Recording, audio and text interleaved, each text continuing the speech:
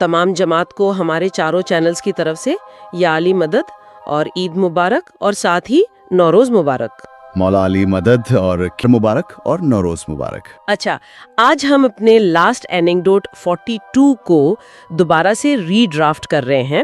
وجہ یہ ہے کہ اس اینیکڈوٹ میں شروع میں سٹارٹنگ میں کچھ چھوٹی سی مسٹیک ہوئی تھی جسے ہم اب اس پوڈ کاسٹ میں کریکٹ کریں گے، اور ہمارے سینئر رائے صاحب ممتاز علی تاج الدین سر کو تھینک یو بھی کریں گے، جن کی کریکشن کی وجہ سے آج ہم اس اینیکڈوٹ کو دوبارہ سے صحیح کر کے آپ تک پہنچا رہے ہیں۔ تو چلیں شروع کرتے ہیں۔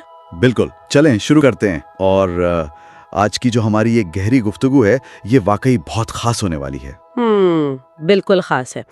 مطلب ایک ایسی زندگی کا تصور کرے جو مکمل طور پر ایک بھیس میں گزاری گئی ہو۔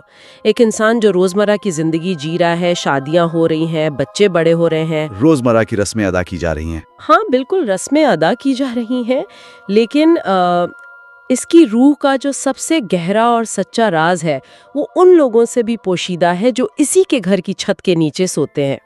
یہ بہت بڑی بات ہے۔ تو آج ہم تاریخ کے ان اوراق کو پلٹ رہے ہیں جو 1911 کے نیروبی سے شروع ہو کر 1914 کے جنیوا تک پھیلتے ہیں۔ مطلب یہ کوئی بڑی سلطنت یا کسی عالمی جنگ کے محاذ کی ظاہری کہانی نہیں ہے۔ بالکل نہیں، یہ ایک ایسے وعدے کی کہانی ہے جس نے یہ ثابت کیا کہ روح کا تعلق ان تمام مادی سرحدوں اور ظاہری پہچانوں سے کہیں زیادہ طاقتور ہوتا ہے۔ صحیح۔ دیکھیں، تاریخ کے مطالعے میں یہ بات اکثر سامنے آتی ہے کہ جو واقعات بظاہر خاموش اور اندیکھے ہوتے ہیں نا، ان کے اندر سب سے گہرے فلسفے چھپے ہوتے ہیں۔ بالکل۔ 20ویں صدی کے آغاز کا نیروبی ایک ابھرتا ہوا شہر تھا۔ برٹش ایسٹ افریقہ کے اس دور میں ہندوستان اور خاص طور پر بمبئی سے بے شمار تاجر وہاں آ کر آباد ہو رہے تھے۔ اچھا، تو مطلب ایک طرح سے مائیگریشن ہو رہی تھی؟ ہاں بالکل، اور ان تارکین وطن کے لیے ان کی کمیونٹی، ان کے رسم و رواج اور ان کی مذہبی شناخت تھی ان کا سب سے بڑا سہارا تھی۔ ظاہر ہے پردیس میں تو یہی چیزیں انسان کو جوڑے رکھتی ہیں۔ بالکل، اور اسی پس منظر میں 1911 کا وہ دن آتا ہے جب امام سلطان محمد شاہ نیروبی میں موجود تھے۔ تو چلیں اس دن کے منظر کو تھوڑا تصور میں لاتے ہیں۔ کاؤنٹ فتح علی دھلا کا ایک شاندار بنگلہ ہے جہاں مہمانی کی ایک انتہائی اہم تقریب جاری ہے۔ سیکیورٹی کے انتظامات کا یہ عالم تھا کہ اسماعیلی رضاکار بنگلے کے چاروں طرف پہرا دے رہے تھے۔ ہر شخص جانتا تھا کہ اندر کون موجود ہے اور تقریب کی حساسیت کیا ہے۔ بالکل، سیکیورٹی تو بہت سخت ہونی تھی۔ ہاں، اور پھر اس انتہائی منظم ماحول میں اچانک ایک مداخلت ہوتی ہے۔ ایک کار آ کر مرکزی دروازے پر رکتی ہے جس میں سے مکمل کالے نقاب میں ملبوس ایک خاتون اترتی ہیں۔ اچھا۔ چونکہ ان کا حلیہ اور ظاہری انداز اسماعیلیوں جیسا بظاہر نہیں لگ رہا تھا، تو رضاکار اپنا فرض نبھاتے ہوئے انہیں فوراً روک دیتے ہیں اور اندر جانے کی اجازت نہیں دیتے۔ دیکھیں، یہ ایک انتہائی فطری رد عمل تھا۔ رضاکاروں کے سامنے ایک ظاہری حقیقت تھی نا، ایک اجنبی خاتون جس کا اس تقریب یا اس کمیونٹی سے بظاہر کوئی تعلق نہیں تھا۔ چلیں اس صورتحال کو تھوڑا سمجھتے ہیں۔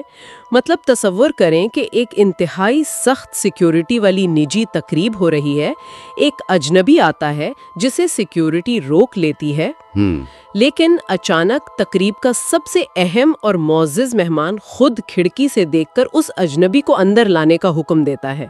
یہ کیسا حیران کن لمحہ ہوگا رضاکاروں کے لیے۔ واقعی یہیں سے کہانی میں ایک تجسس پیدا ہوتا ہے۔ امام خود کھڑکی سے اس منظر کو دیکھتے ہیں اور اپنے ہی سیکیورٹی پروٹوکولز کو بائی پاس کرتے ہوئے رضاکاروں کو حکم دیتے ہیں کہ اس خاتون کو اندر آنے دیا جائے۔ مطلب کسی تفتیش کے بغیر؟ بالکل، کسی عام تفتیش یا پوچھ گچھ کے بغیر۔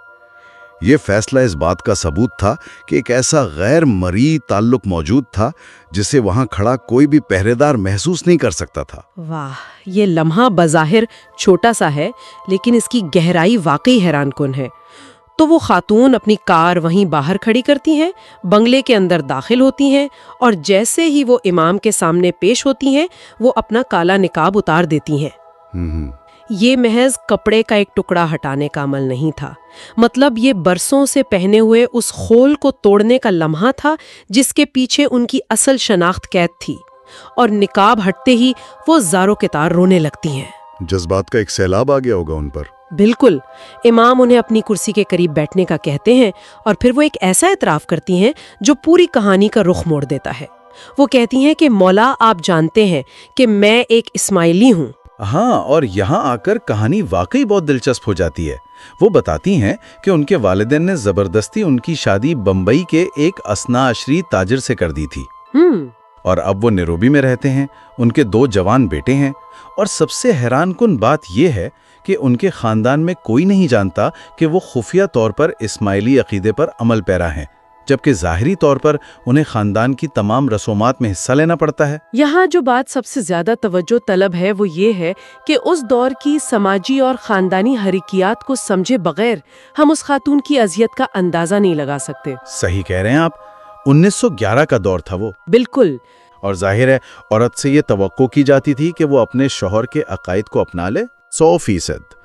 تو اس شدید خاندانی اور سماجی دباؤ کے سائے میں اپنے اندرونی عقیدے کی چنگاری کو تنہا زندہ رکھنا ایک بے پناہ نفسیاتی بوجھ تھا.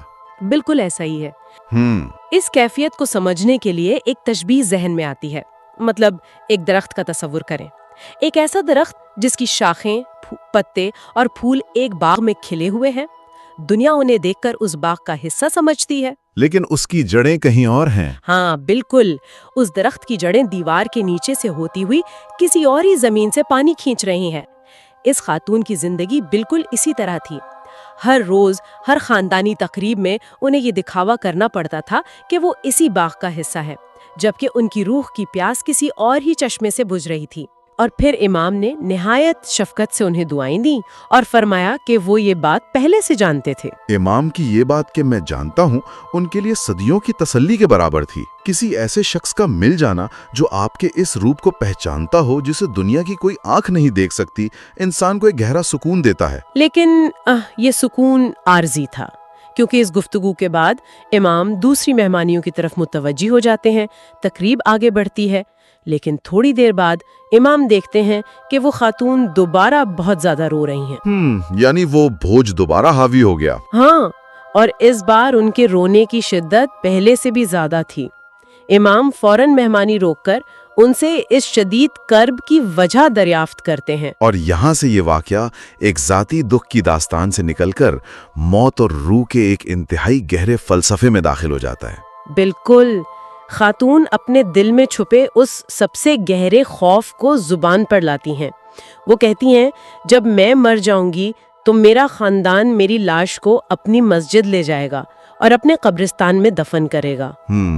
اور پھر وہ کہتی ہیں کہ جب میں یہ سوچتی ہوں تو میں ڈر جاتی ہوں کہ میرے مرنے کے بعد جماعت خانے میں میری زیارت اور صلوات پڑھنے والا کوئی نہیں ہوگا، جس کا مطلب ہے کہ میری روح اس دنیا سے مایوس اور اداس لوٹے گی. دیکھیں، اس لمحے کی گہرائی پر زور دینا بہت ضروری ہے. انسان عام طور پر زندگی کے مسائل سے ڈرتا ہے نا، جسمانی تکلیف، بیماری یا موت سے. لیکن اس خاتون کا خوف جسمانی نہیں تھا بلکہ خالصتاً روحانی تھا. ہاں، مطلب وہ موت سے نہیں ڈر رہی، وہ اس بات سے ڈر رہی ہیں کہ موت کے بعد جو رسومات ہوں گی ان کا ان کی روح پر کیا اثر پڑے گا. بالکل. چونکہ دنیا اور ان کا خاندان انہیں ایک اثنا عشری کے طور پر جانتا تھا، تو منطقی طور پر ان کا جنازہ اور تدفین بھی اسی طریقے سے ہونی تھی.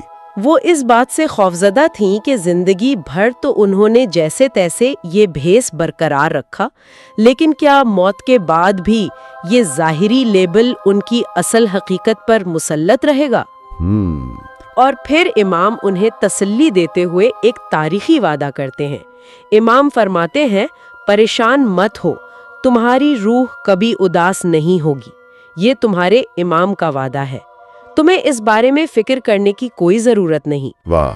اگر ہم اس وعدے کو وسیع تر تناظر میں دیکھیں تو یہ جسمانی تشخص یعنی قبرستان، ظاہری رسومات اور روحانی تشخص کے درمیان فرق کو بالکل واضح کر دیتا ہے. یہ چند الفاظ واقعی کوئی روایتی تسلی نہیں تھے.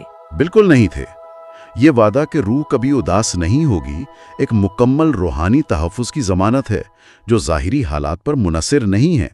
امام دراصل یہ واضح کر رہے تھے کہ روحانی تحفظ کسی مخصوص زمین، کسی خاص قبرستان کی مٹی کے سلوک کا محتاج نہیں ہے. مطلب روح کی حقیقت مادی دنیا کے فیصلوں سے آزاد ہے. خاندان ان کے جسم کو کہیں بھی دفن کرے، اس پر کوئی بھی لیبل لگائے، ان کی جو اندرونی شناخت ہے وہ محفوظ ہے۔ اور اسی تسلی اور یقین دہانی کے بعد وہ انتہائی پرسکون حالت میں اس بنگلے سے رخصت ہو جاتی ہیں۔ پھر وقت گزرتا ہے، 3 سال بعد 1914 میں اس خاتون کا انتقال ہو جاتا ہے۔ 1914 یہ تو پہلی جنگ عظیم کا دور تھا۔ بالکل، دنیا کی تاریخ کا ایک انتہائی ہولناک باب، اور امام اس وقت جنیوا میں تھے۔ ذرا اس دور کو ذہن میں لائیں۔ 1914 کا یورپ بارود کا ڈھیر بن چکا تھا۔ بر اعظموں کے درمیان رابطے کی ذرائع یعنی ٹیلی گراف لائنز یا تو کاٹ دی گئی تھیں یا حکومتوں کا سخت پہرا تھا۔ مطلب عام لوگوں کے لیے فوری پیغام رسانی تقریباً ناممکن تھی۔ بالکل، اور اس شدید عالمی افراتفری کے دوران امام جنیوا میں مقیم تھے۔ ایک طرف پوری دنیا میں جنگ شروع ہو رہی ہے، عالمی حالات انتہائی کشیدہ ہیں، اور دوسری طرف ہزاروں میل دور افریقہ کے شہر نیروبی میں ایک خاموشی سے مرنے والی خفیہ پیروکار کا نہ صرف امام کو علم ہے، بلکہ وہ اپنا 3 سال پرانا وعدہ پورا کرنے کے لیے باقاعدہ ایک ٹیلی گرام بھیجتے ہیں۔ یہ اپنے آپ میں ایک شاندار پہلو ہے۔ ٹیلی گرام جنیوا سے نیروبی کے جماعت خانے کے مقیم کو ایک فوری یعنی ارجنٹ پیغام کے طور پر بھیجا جاتا ہے۔ اس میں لکھا تھا، آج میری ایک روحانی بچی کا آپ کے شہر میں انتقال ہو گیا ہے۔ آپ دعاؤں کے بعد زیارت ادا کریں اور 33 بار صلوات پڑھیں اور جماعت خانے میں اس کی روح کے لیے دعا کریں۔ سوچیں، اس ٹیلی گرام کا پہنچنا اپنے آپ میں ایک منطقی اور جغرافیائی ناممکنات کو عبور کرنے کے مترادف تھا۔ نیروبی کے جماعت خانے میں ایک ایسی روح کے لیے دعائیں کی گئیں، زیارت ادا کی گئی اور 33 بار صلوات پڑھی گئی، جس کا نام تک اس وقت کسی کو معلوم نہیں تھا۔ اور بہت عرصے بعد یہ راز کھلا کہ وہ خاتون دراصل صغرا بائی تھیں، جو خفیہ طور پر اسماعیلی عقیدے پر قائم تھیں اور ایک اثنا عشری تاجر عباس علی کی بیوی تھیں۔ یہ واقعہ ثابت کرتا ہے کہ روحانی رشتوں کے لیے فاصلے، مطلب جنیوا سے نیروبی کا فاصلہ، عالمی حالات یعنی جنگ عظیم یا ظاہری پہچان کوئی معنی نہیں رکھتے۔ بالکل، ٹیلی گرام کا آنا اس بات کی دلیل ہے کہ جو وعدہ 1911 میں ایک بند کمرے میں کیا گیا تھا، اسے 1914 میں پوری شان و شوکت سے نبھایا گیا۔ صحیح، صغرا بائی کی کہانی محض ایک عقیدت کی کہانی نہیں ہے، بلکہ یہ خاموش قربانی اور اس کے صلے میں ملنے والے ابدی تحفظ کی داستان ہے۔ اس گہری گفتگو کو سمیٹتے ہوئے ہم یہی کہہ سکتے ہیں کہ سچا تعلق ظاہری لیبلز کا محتاج نہیں ہوتا۔ بالکل محتاج نہیں ہوتا۔ جو جڑیں خاموشی اور تاریکی میں مضبوطی سے زمین کو پکڑے رکھتی ہیں نا، انہیں کسی ظاہری باغ کی نمائش کی ضرورت نہیں ہوتی۔ بالکل صحیح کہا آپ نے۔ تو آج کی اس نشست کے اختتام پر ہم اپنے سننے والوں کے لیے ایک گہرا سوال چھوڑنا چاہتے ہیں۔